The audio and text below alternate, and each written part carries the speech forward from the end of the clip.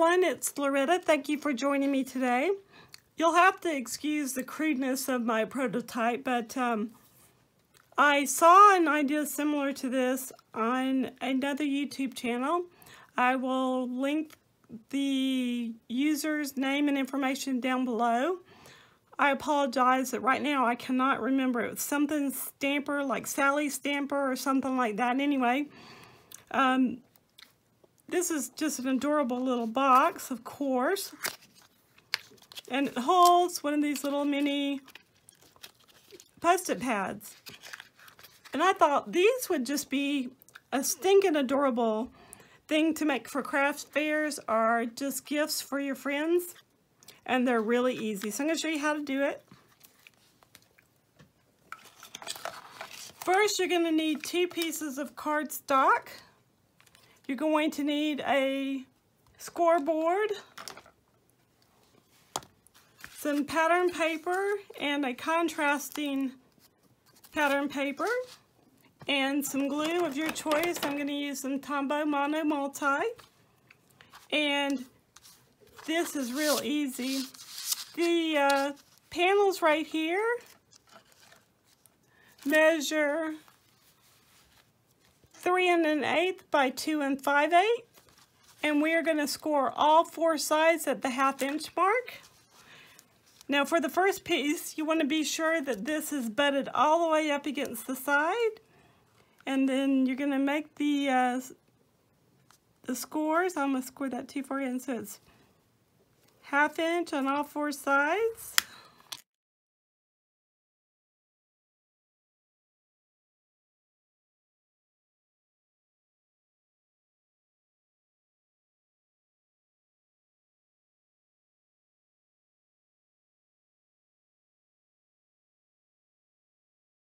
Now we're going to score this one. The same measurements, but what we're going to do is instead of having it butted up against, you're going to want to put maybe a 1/16 of an inch between the paper and the end of the board, and then score it at the 1/2 inch mark on all 4 sides. This will just allow the box to nest bottom to the top, and you will know you've done it right when you go to put it together, because it will slide right into place.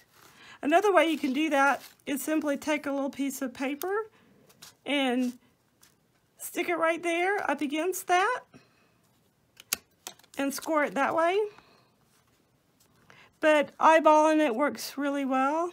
Try to keep your paper straight when you're doing this, or you'll regret it later.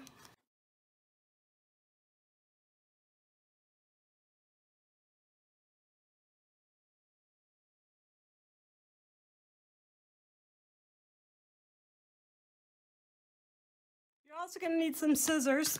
I should have put that in the list. So we're going to put these 4 lines and go ahead and crease these in. You can use a bone folder for this if you'd like.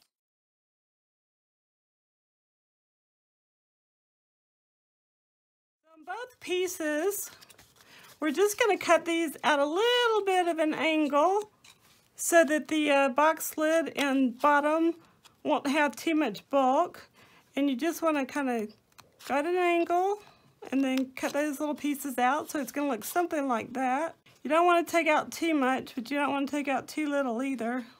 Nobody's really going to notice these, so if you don't get it perfectly straight, nobody will ever know. Now we're going to fold the box. You can use liquid adhesive, tape, whatever you have. I'm going to use liquid adhesive. Once again, this is Tombow Mono Multi. And off screen, I just put a little dab, make sure it was, flowing okay. So this goes down.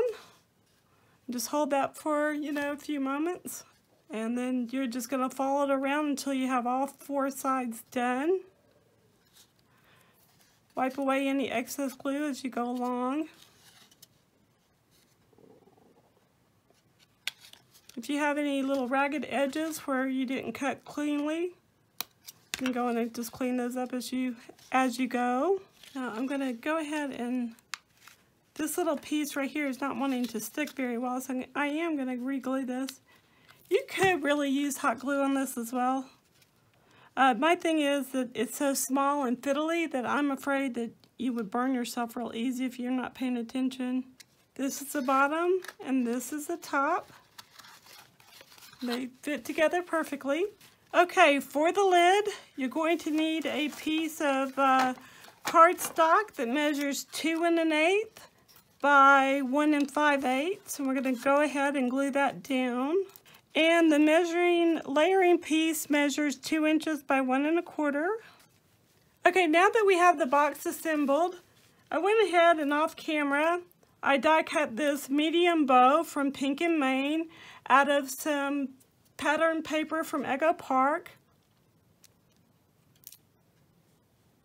Once again, I'm going to use my Tombow Mono multi-glue to attach my bow to my project. You can do it this way or this way, whatever you like. I like it the long ways. Okay, let's go ahead and make the packaging for this project. This is one of the, I think it's 3 by 4 inches, little zip top type bags that you buy from like Hobby Lobby. You can buy them at Walmart and other places as well. They're in the jewelry section usually. And you're just gonna put this little puppy in. We're gonna cut this to 3 inches by 2 1/2. So now I'm just going to staple this into place. My fingers are sticky from the glue, so I'm just going to neaten this up just a little bit. Okay, this layering piece measures 2 7/8 by 1 1/8, and we're just going to glue that into place using our Tombow Mono once again. It kind of covers up the staple and dresses it up. This is a 5/8 of an inch grosgrain ribbon, and I'm just going to make a simple little topper with this. I am going to put a little hot glue right here on the back. Hot glue is hot, folks. Bring this around, and I'm just going to be tying a knot close to one side. And there it is, all finished, as cute as a bug in a rug. I would charge $2 a piece for these. And let me know down below if you think that that's a good price or not.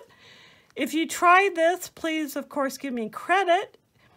If you haven't and you'd like to be, please subscribe to my videos here on YouTube. Don't forget to leave me a thumbs up and share these videos on your social media. Stamp happy and be a blessing. I will see you all soon. Bye for now.